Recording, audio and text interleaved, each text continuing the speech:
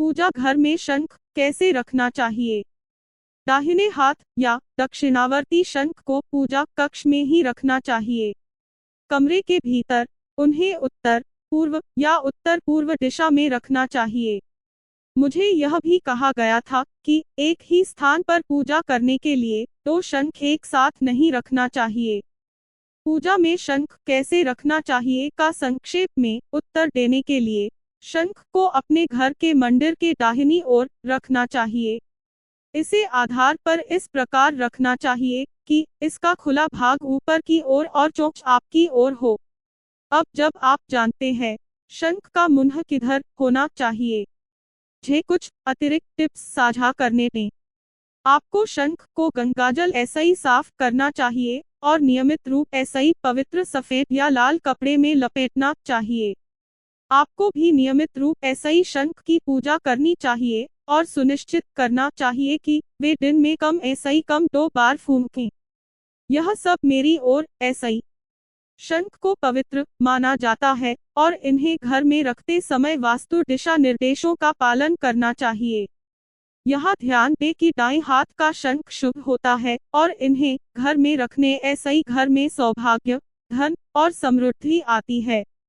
साथ ही विशेषज्ञों का कहना है कि शंख के स्वास्थ्य लाभ भी है। शंख फूंकने ऐसे ही फेफड़ों की अशुद्धियां बाहर निकल जाती है और शंख का पानी रोगों को दूर करता है।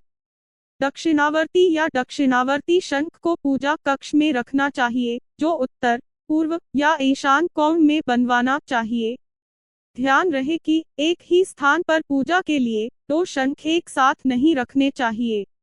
मंदिर में शंख लगाने का तरीका जानने के लिए नीचे दिए गए चरणों का पालन करें। मिनुस शंख रखने ऐसे ही पहले इसे साफ कर लें। शंख को गुरुवार या खजाने में एक अच्छे मुहूर्त में साफ किया जा सकता है।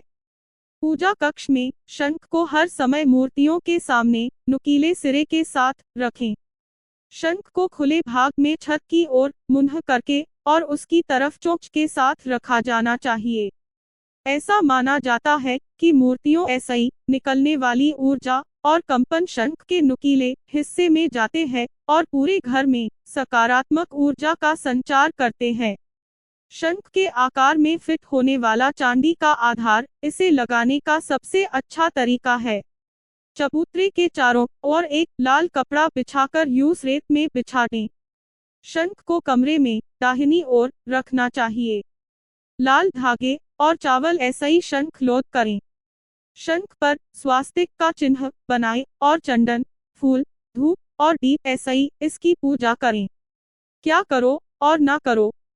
फूंकने के लिए प्रयुक्त शंख का उपयोग देवताओं या अन्य पूजा अनुष्ठानों को जल अर्पित करने के लिए नहीं किया जाना चाहिए।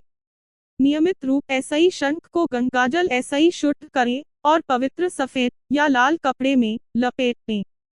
नियमित रूप ऐसे ही शंख की पूजा करें और सुनिश्चित करें कि उन्हें दिन में कम ऐसे ही कम 2 बार बजाया जाए।